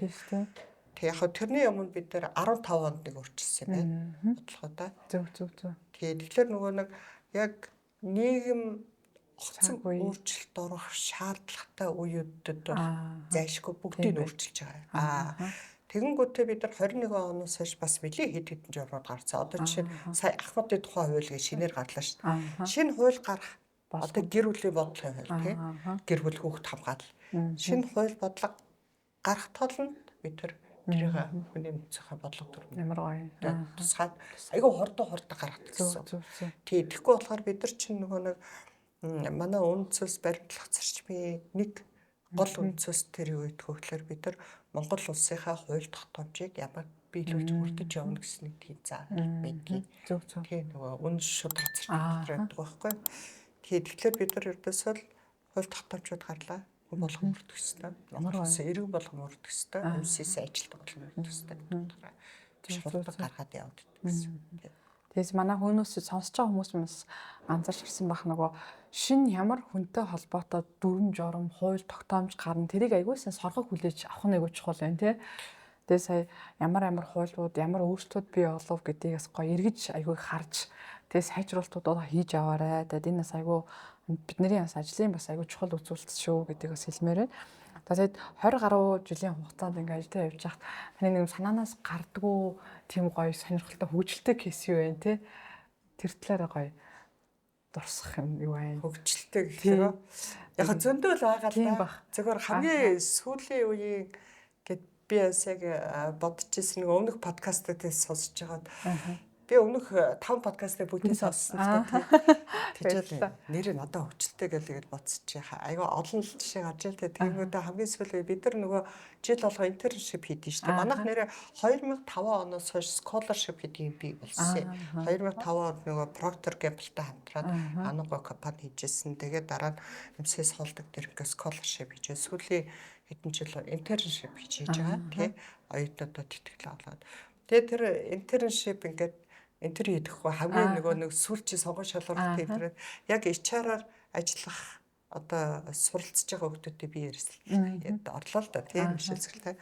Тэгэд нэг ярьслаа хийчихсэн чи нэг оюутнаас та ер нь айгуу санаа энэ одоо энэ сет үеийн чинь би бол ярьцлага авч чи иргэд надаас та аюух ярьцлага авлаа л да. Асуух юм байл үсч. За би нэг асууж гэж өсөлтөө тэр нь баг ярьцлага болоо. Тэгээд тийснэ та яг энэ ажлыг яг HR ажлыг хэдэн жил хийж байна гэлээ. Би амар бахархал хэвээр 20 гаруй жил тэр чинь 2 жилийн өмнө байхгүй юу? Би яг нэмсэстэй яг энэ HR ажлыг би одоо ингээд 20 гаруй жил хийж байна. Тэр айгаа бахархалтайс чи бүр нүднээ орой дээр гар. Би ямар амар өөддөг юм уу? Та нэг ажлаа ингээд хийгээд өөдөд өнгөрчдөг юм уу? Баг тийм нэг одоо ингээд нэг ажлаа удаа талаар хүнчиж байгаа ингээд болчихсон. Тэгдэг юм уу гэж айгаа гайхчихна. Тэгээд тэр айгуу шокны асуудал ийсэн. Одоо өөр шокн дөрөв тий. Тэгтээ яг хоо тэгээд ингээд тийш. Яг өмнө л хийсэн. 20 жилд уйдах цаг өнгөрсөн. Юу уйдах тий. Өөр ажил дуртай учраас тий уйдах цаг өнгөрсөн. Яг бол ингээд байгаас суралцах хэрэгтэй. Одоо би ингээд нэг яадгийн удирдлага захирал гэдэг ингээ хийчихгүй шүү дээ. Тийм шүү дээ. Тэ шин соргог байгаас судалж идэг, сурч идэг. Тэрийг одоо яаж хэрэгжүүлэх вэ? Манад яаж буух вэ гэл тэгэл багтаага ярьдаг. Манай багийнхан ч гэсэн ингээ байг суралцдаг. Тэгэл хэдүүл ингээ шин юм сонсон. Хөш энд юм ингэж байгаа биш дээ тэгж штэ. Хэдүүл яах вэ гэд. Манад энэ яах вэ хэрэгтэй хэрэггүй гэл ингээ багаараа ярьсдаг. Тэгээд дээрэс нь би ч бас нэг өөрийгөө байгаа нөгөө би ч бас нөгөө багш хийдэг хүн чинь бас тий сурал зааж байгаа чи бас өөрөө шин соргог юм сурч тэрийг HR-уудыг хөгжих хэрэгтэй гэдэг утгаараа. Тэгээд нөгөө нэг тогтмол сайжруулалтыг хийдэг. Тэгэхээр тэр чи өөрөө нөгөө нэг маш уйдах юм уу уйдах тий ажил тий орж байгаа ч тий уйдах цаггүй. Тэгэхээр яг хөө зөөр хэдий нэг ажлаа хийж байгаа боловч их олон өөргөн чиглэл сураад байгаа байхгүй. Яг MCS Group чи өөрөө маш олон салбарт үйл ажиллагаа явуулж байна. Бидний тэтэн компани дээр охин компани. За яг охин компани гэхэлэр одоо нэг 22 гор байна уу? За тэгэхээр манай хөрөнгө оруулалттай хамааралтай компани гэдэг нийлээ болоор 50 гаруй болчихсон байхгүй. Тэгэхээр HR чи өөрөө нөө бизнес партнер болохын тулд тэр компани салбар болгоныхаа бас үйл ажиллагааг мэдэх ёстой, ойлгох ёстой. Ялангуяа холдог компани дээр хүмүүс. Тэгээ манайх бас нэг юу тэгэхээр одоо холдог компани дээр ирдэг хүний нөөцийн менежер, удирдлага төсний хүмүүс л ихэнхдээ толгойн компани дээр ирж штэ. Айгуу туршлага хуурин төлөвлөсөн хүмүүс. Тэд нар байна ингээд дунджаар нэг 5-6 охин компани дээр ажилласан хүмүүс. Оо зүг. Тий, одоо жишээ манай бишэл захирлуулаад чинь нөгөө анууга борлуулалтын компани дээр ээж байсан, Intel дээр ээж байсан, Top Motors гэл тий. Ингээд нөгөө нэг үйлчлэгээний салбарт ээж ингээд салбар дээр ажиллаж үзээд яг HR head тий удирдлага хийж байгаа дараа нь холдинг дээр ирэхлээр нөгөө чинь нөгөө нэг бусад охин компанидаа онцлогтой айгуу сайн мэддэг, бизнесийг ойлгодог. Тим хүмүүс очдог байхгүй юу? Тэгэхээр айгуу зөв удирдлагын концепцийг бий болгож менежментийг авч явдаг гэсэн. Nice. Би яг дээд захирлаас айгуу анзаарч ирсэн нөгөө энтэнтэй сургалт болохоор байнга сууж идэг хаана ивент байна байнга очиж сонсч. Тэгтээ бид хоёр ямар гоё ингээл хэрэг биетэй болоо би Монголын хамгийн том компани хүнээс захирлал тоолтоо штэ. Тэгэхэд гүү дандаа ингээд онлайнаарч би таныг айгүй олон сургалтын дээр харж ирсэн. Өө бас нэг захирал сууж штэ тэнд сууж нэг энэ өөр айгүй чухал чанар байгаа байхгүй тий. Ингээ манай HR-уудын нөгөө одоо нийт массаар нь харахад бас ингээд хаан сургалт дуусалт явдаг мэдэхгүй хүмүүсээс аягүй олон байдаг юм лээ. Оо тийм холбоо байд юм уу тийм байд юм уу гэл ингэхдээ тэгэхээр энэ аягүй чухал чанар нөгөө талаар та өөрийг аягүй юм залуу ирч хүчтэй нөгөө уйдах завгүй байлгахад аягүй нөлөөлдөг баг. Тэгээ сонсож байгаа ачааруудаа бас энэ чанараас нь гоё суралцаарай гэж хэлмээр байна. Тэ бит хоёр одоо ярилцаад цаг 10 хэд минут болчихжээ тий. Айгүй хурдан өнгөрчихөж байна. Ягаад тэгэхээр бид нар шин нөгөө юм ярих түүхээс ихтэй 20 хэдэн жилийн юм яриг бол уус өдөржин ч яриад бараг дуусахгүй баг. Тийм тэгээд дэгийн захиралтаа бас яхад асуухад танаа тий нөгөө энэ олон гоё олон жилийн түүх дундаас дараа үеийнх HR-уудаа зөвлөхөд тий та хэд мэн одоо ийм зөвлөл дээр гоё сайн суралцаараа нөгөө талаас хүний нөөцийн ажилтнууд, мэрэгчлэтнүүд маань удирдлагуудтайгаа хамтарч ажиллах айгүй чухал байдаг шүү дээ. Тэднэрт өөрийгөө ойлгуулах. Удирдлагад би зөвхөн сахиргааны ажилтан биш шүү, чухал хүн шүү гэдгээ тий. Чин бас тухайн менежерийн ур чадвараас хамаарат байгаа байхгүй тий. Энэ дээр та гоё зөвлөж хэлвэл яаж тэгвэл гоё удирдлага давамжлагдхийн, юу мэдсэн байвал илүү гоё сонсдгийн тий. Удирдлагуудаа ямар мэдээлэлээр хангаж бид нар тэг үүргээ гүйцэтгэхийн тэр талаар гоё зөвлөгөөл та юу гэж хэлэх вэ?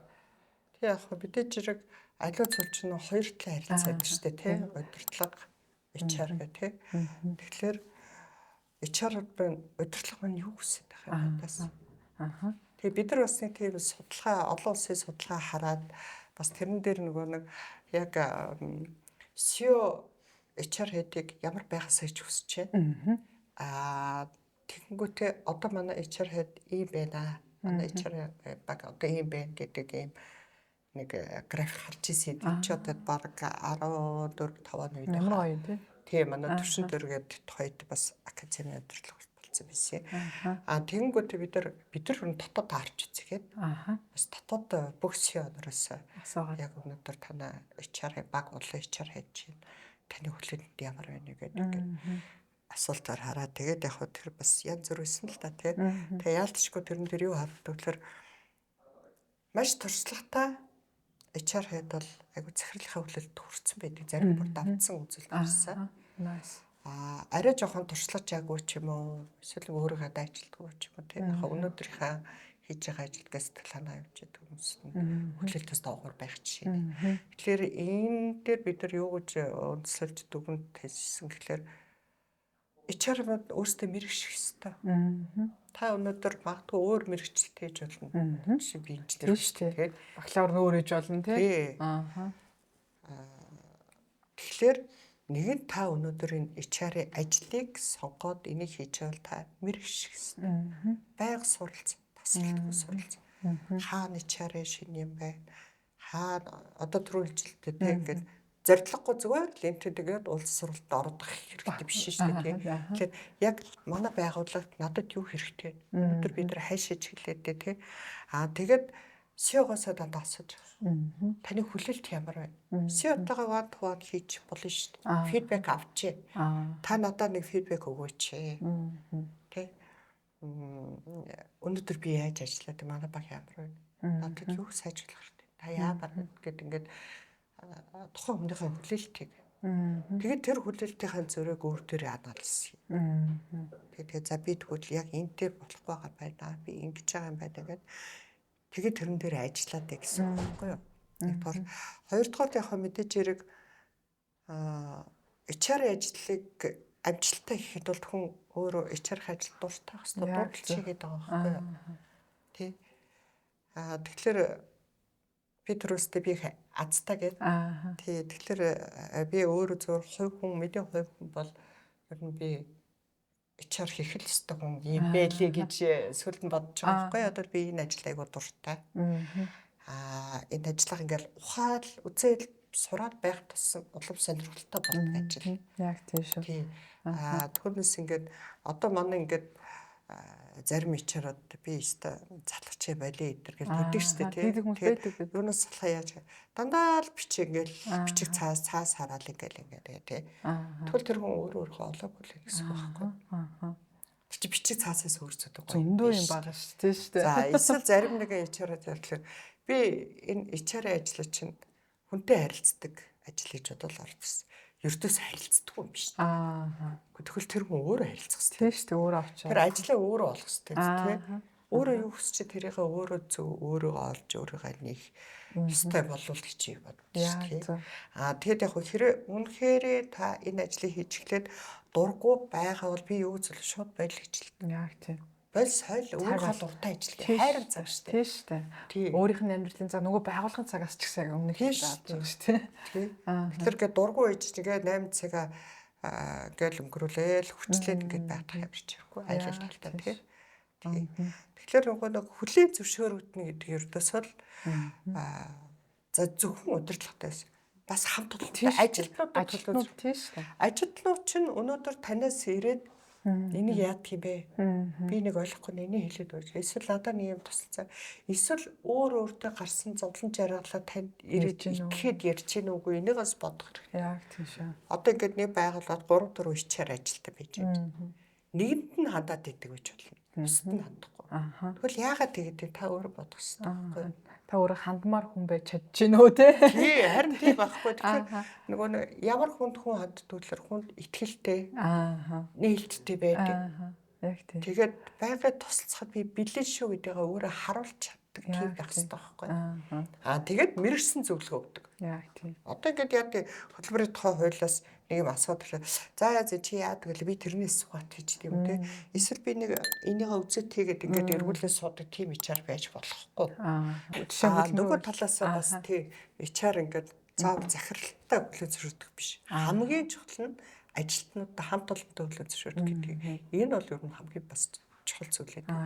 Тэгэхээр одоо яад нэг 3 хүнээс ажилтан зэрэг ажилтдаг байхад нэгнээс нь очиод одоо ажилтнууд юм асуугаад байдаг гэж байна тийм. Жаргал судлахгүй ярьцдаг. Тусалцаа зөвлөгөөгөө авчдаг ч тийм үү. Нөгөө хоёроос нь асуухгүй. Тэгвэл нөгөө хоёр хүн бодох хэрэгтэй. Яагаад та хандахгүй нэ? Яагаад амтыг алтан тойсгоо гэдэг болтойч тийм үү. Тэгэхээр эн чинь нөгөө нэг хүн ажилтаа ямар хүнд хандах вэ гэхээр итгэл төрүүлж болох үсэн. Тийм. За энэ хүн надад тусч чадна та. Энэ хүн нээлттэй надтай харьцтай. Энэ хүн намайг сонсдог доо. Сонсоод надад ингээд ойлгоход гой зөвлөлтөө өгчдөг ч тийм үү. Тэгэхээр энэ байдлыг HR хүн өөрөө нэлтээж өөрөө би ийм хүн шүү гэдгийг харуулж явах хэрэгтэй байхгүй. За нөгөө талаас нөгөө нэг одоо хөтөлбөрийн хуультай холбоотой юм уу дотоод дүрм журамтай холбоотой юм асуугаад ирлээ. Тэрийг мэдэхгүй. За зөвлөж байгаа гэд эсвэл хажууд хүнээс асуугаад ч юм уу эсвэл за би энэ хараатахыг гэдэг ном үзээд идэх ч юм уу тийж үрдэс болохгүй. Тэгэхээр ер нь бол би зөвөр HR одоо зөвлөдгийг хөтөлбөрийн хуулийг та нар заавал за тэдгээр зүйлийг тэтгэхгүй гэхдээ агуулгаар ер нь бол агуулгаар цээжсэн байна. Нөгөө би нөгөө болсон хүчин байж байгаа. Велмартын нөгөө хүний нөөцийг баримталж явахдаа нөгөө хөтөлбөрийн хуулийг орчуулаад ингээл ажиллаад байжтай би цээжилсэн байсан шнэ. Ямар гоё. За. Өөр ич тэр үеийн 95 оны хөтөлбөрийн хуулийг ч цээжилсэн байж би. Ямар гоё. За. Ингэж хүм мэрэгчдэг байх нь шүү дээ манайхан тий. Наашнас. Тэгэхээр та хэд минь тэрэн дээр дээд зөвхөн аюу гой зөвлөгөө өглөө шүү дээ. Өөрийгөө тий хүлэмжшрэл тал дээр яаж хүлэмжшрүүлэх вэ гэд бас нэг асуулт манай подкастын нэмэгдэх чагаас татгалгаа. Тэгээд танаа группийн хэмжээнд ямар даатгалтай вэ? Ер нь би бол миний мэтгийн аюу олон даатгалтай байхаа гэж би бодож байна. Тэгээд ер нь бол даатгалтай байхын давуу тал нь юу байдаг вэ? Таны харж байгаа талаас тий.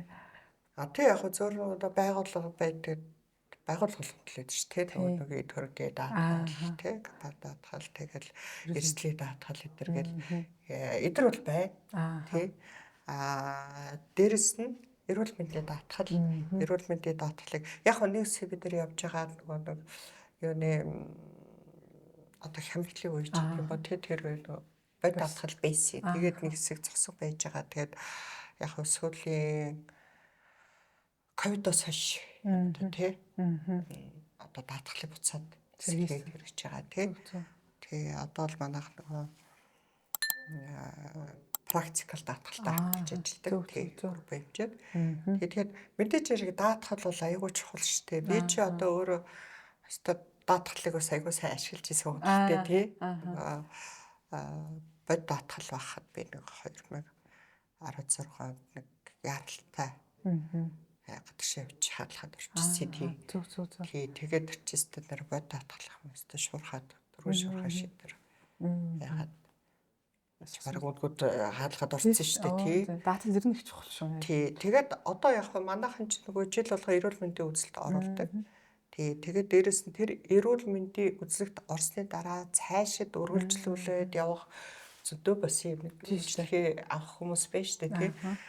За тэгээ эрүүл мэндийн үзэл бас айгүй чухал өрчих сэргийлүүлсэн. Тэрүүгээр бас ингээд хэд хэдэн одоо хэцүү хавдартай болсон. Тэгээ бас дөггөж эхэлж байгаа үед бид нар ингээд хүмүүс хараад бид нар бас ингээд шаардлага хэмжээ аваа. Тэгээд яг нөгөө нэг даатгалтай учраас дараагийн нөхөн сэргээ хэмжлэгээ бүгд даатгалаар явчих байгаа байхгүй. Тэгэхээр тухайн хүний өөрийн одоо өөрөөс гарах зардлыг аягүй сайн хэмнэж байна. Тийм практикал даатгалтай хүн бол 10% төлж байна. Nice. Зөв.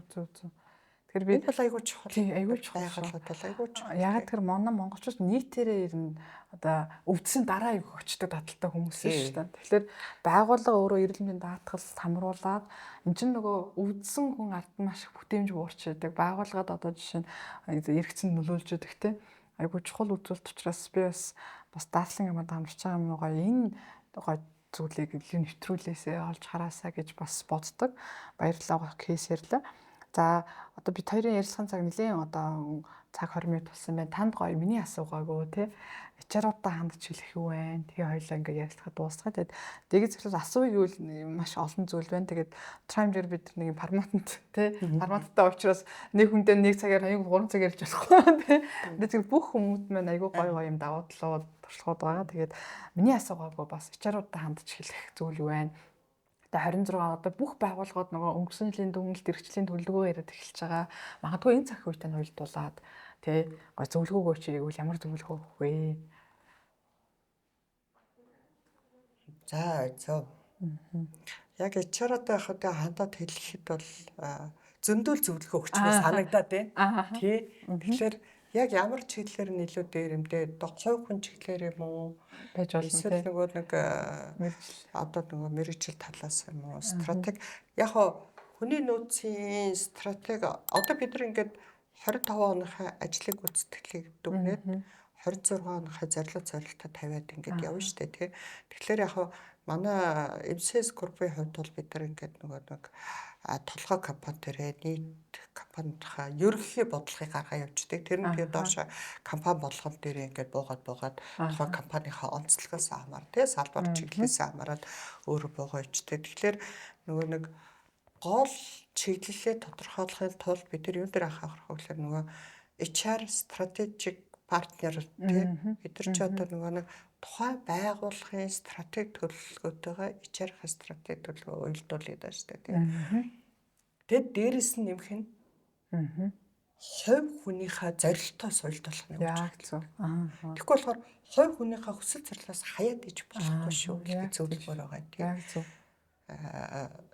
Одоо энэ нөгөө нэг юутай холбоотой нөгөө нэг одоо сүүлийн тодгал Philippine Generation Z гэдэг тий innovation гэдэг нөгөө digital гэдэг аюул олон өгнөд гарч штэ ухтгүй ойлголтууд гараад штэ тий.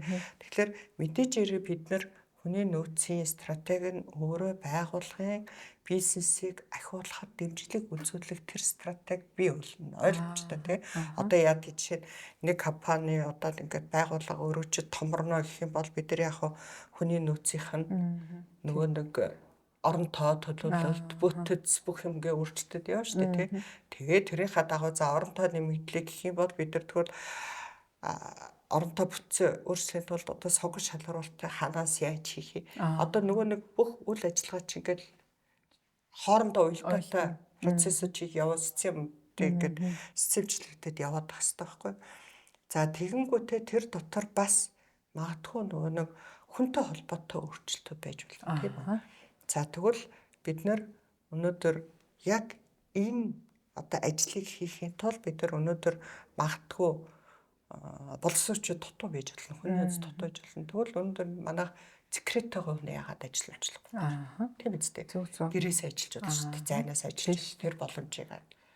Эсвэл яа тий одоо манай дээр тэтгэрс би одоо өөрөө тэтгэрт гарцсан хүн шүү дээ. Одоо ажиллаж явж шүү дээ тий. Дотоод би таныг нөгөө залуу харагддаг гэж бодохгүй шүү дээ. Тий.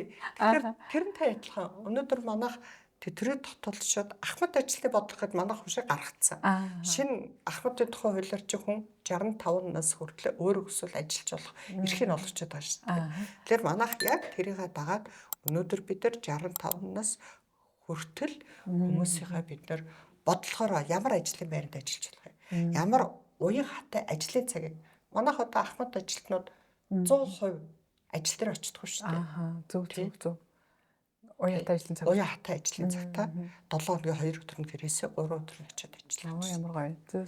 За тэгээд дээрэс нь нөгөө generation Z болон ахмад үеийнхтэй эдгээр хооронд нэг гоё сэдвэрч болгож өгөх. Зөв. Нэг нэгнээсээ суралцдаг. Нөгөө ахмадын үг алт гэдэг шүү дээ тий. Тэгэхээр ахмадууд нь өөрөө зөвлөхөөлөө явж байгаа. Тэгээ сургалтыг явж байгаа. Эргээд ахмадуудаа суралцах боломжийг олгоод байна. Яг бол ахмадууд маань тий ахмад ажилтнууд маань өндөр нөгөө нэг технологич хоцрогдоод бид нар чи бас тий ким хурдан сурч. Тэгэхээр нөгөө залуу үе маань ахмад ажилтаа энийгээ явуулсан. Тэгэхээр бодлохоор энийг бас зохицуулаа явж байгаа. Nice. Энэ стаа гоё. Тэгэхээр нөгөө хувь хүний зорилго хүсэл, HR стратеги бодлого, байгууллагын стратеги уйлдуулчихлаа зүгээр. HR-ууд нь өөрийгөө битээс орхиороо гэдэг шүү дээ тийм ээ. Байгууллага гээд байгууллага бодно өөрийнхөө стратеги, байгууллагын стратеги, хүн нөөцийн стратеги гурваа уйлдуулж аваарай гэж маань тэгж маань зөвлөлөө. За ингээд ерөнхий нөгөө ярилцлага маань ингээд дуусж जैन. Тэгээд манай нөгөө подкаст юм ерөнхий үндэс шагис татгалгаа ер нь контент хийх юм сайн өндөр зардалтай гэдэг юм лээ. Тэгнэ. Тэгээд манай юунд ч байгууллагууд байдаг. Төслийг маань дэмжиж байгаа компаниудаа маш их баярлалаа. Тэгээд за юунд дараагийн байгууллага маань хөгжил трейд компани байгаа. Тэгээд хөгжил трейдийн энэ ууртай билггүй манай эмэгтэй манай ичрж их эмэгтэй одоогоор зөвхөн тэгшээ багш маань эрэгтэй хүн гэж орсон байна одоогоор. Тэгээд эмэгтэй хүмүүст гоо хэрэглээтэй билэг байгаа. За мөн манай байгууллага подкастын маань юунд ачуур клиник гэдэг сэргийн засах эмнэлэг байдаг. Нөхөн сэргийн эмнэлэг. Танаатай их ойрхон. Танаа гихтэй их ойрхон. Тэгээд миний сүүлийн 2 жил үргэлжлүүлж байгаа эмнэлэг энэ нөгөө харшлын багц, хордлогын мөнхийн залуу багц, ядаргааны багцтай байхгүй юу? Тэгээд би шинэ хавар намар ядаргааны багцаа хийлгэн өвөл мөнхийн залуу багцаа хийлгэн дээ. Тэгээд бид нар ч өөрийгөө орхиж болохгүй. Тэгээд энэ чинь нөгөө өвдсийн дараа биш өмнө заал гоё өөртөө анхаарах нь айгуу чухал байдаг. Тэгээд миний нөгөө писоч өөрөө тийм. Тэгэхээр та гоёо дутахгүй шинэ жил болох гэж байна. Тэгээ шинэ жилийн өмнө мөнхийн залуу багцыг хийлгээд тий. Манай хувийн нөөцийн салбарын шинэ жил 12 сарын 17-нд өчтөр зарлагдсан байгаа. Өө тийм аа. Тэгээ шинэ жил дээр гоё бүр хөөрхөн болоо хүрээд ирээрээ. Тэгээд энэ билэг байна. За мөн манай Зангид цэгийн нэрхлэн гаргадаг HR магазин сэтгүүлийн сүүлийн дугаар. Тэгээд энийг бас гоё HR-уудаа бас очиод гоё танилцуулаарай. Энэ дугаараа бас ингээд бэлгэлж байна. За хамгийн сүүл за миний ном маань дээгэд захирлан бүр эхний захиалагч нарын нэг хүрсэн байгаа. Тэгээд өөрийнхөө бичсэн номыг хүний нөөцийнхаа багт те номын сандаа тавиараа гэж бэлгэлж байна. Тэгээд HR-ууд маань гоё эрч хүчтэй байж бас бүтээмж гаргадаг. Тэгээд бусад HR-ууд нь авч уншаарай. Илүү гоё эрч хүчтэй 2026 оныг ухтаараа гэж зөвлөж байна. Тэгээд энэ бүх гоё бэлгээ танд гардуулъя. За баярлалаа. Ямар их гоё бэлэг өгдөг юм бэ. Надад хэрэгцээ тэмэглэдэг байна. Ер нь бол хэрэг болохоос мөхийг хичээж байгаа. Тэгээд их 26 онд гоё цаг гаргаад те энэ гоё 20 гаруй жилийнхаа туршлагыг бид хуваалцсан маш их баярлалаа. Энд чи өөрөө айгүй том хөрөнгө оруулалт тахгүй юу? Дараа үедээ оруулж байгаа маш том хөрөнгө оруулалт. Тэгээд энэ бүхний хуваалцсан маш их баярлалаа. Тэгээд захиралтай. Тэгээд та бас гоё. За тий үг хэлээ. Урьж оролцсон баярлалаа.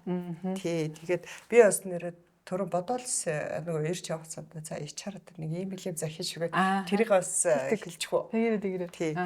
Тэгээд яг хоо ер нь HR-д манай одоо би түрүү хэлчихсэн шүү дээ. Цэгийн технологи хөгжөө, дижитализашн болоод ингээд хүнээсээ битгий холтчихсон. Ажлуудтайгаа ойрох байхаасаа тэгэхээр нөгөө харилцааны соёлыг дэмж аягүй чухал. Дээрээс нөгөө EQ тий сэтгэл хөдлөлөө өдөртөх, бусдыг сонсох энэ чадвар аягүй чухал шүү. Тэгээд түрүү хальт ёстой эмпати буюу хүнийг одоо бусдыг өөрийнхөө оронд тавьж үзэх хэрэгтэй. Аливаа шийдвэр гаргадаг. Би бол одоо яг энийг одоо элдв учир захирлаасаа нэг кейс гараад манай дээр гараад надад хэлж хүчээсэй. Хэрвээ энэ хүн чиний А бис бол яах вэ гэд. Тэгээ би бодсоч надад айгүй гэд хэцүү санагдсан л да. Нэг шийдвэр дээр тэгээд түүнээс хойш би дандаа ингээд тавьж үз. Аливаа нэг шийдвэр гаргаад ингээд хүнтэй холбоотой юм байх юм бол ингээд дандаа тэр хүнийг өөрийнхөө оронд юм уу эсвэл манай гэр бүлийн гишүүдийн оронд юм уу ингээд нэг оронд тавьж үзэж нэг эмпати чадвараа айгүй сайжруулаараа тэгэх юм бол ер нь аливаа шийдвэрчээс хэцүү гардаг юм байл шүү гэж хэлмээр байна. За маш сайхан зөвлөгөө байлаа. За энэ хүн манай HR Talks Mongolia podcast юм байна. Дугаар жаргаж байна. Тэгээд үзэгчтэй маш их баярлалаа. Тэгээд сонсоод шеэрлээрээ гоё комент бичээрэй. Бусад хүмүүстэйгээ түгээгээрэй гэж хэлмээр байна. Баярлалаа.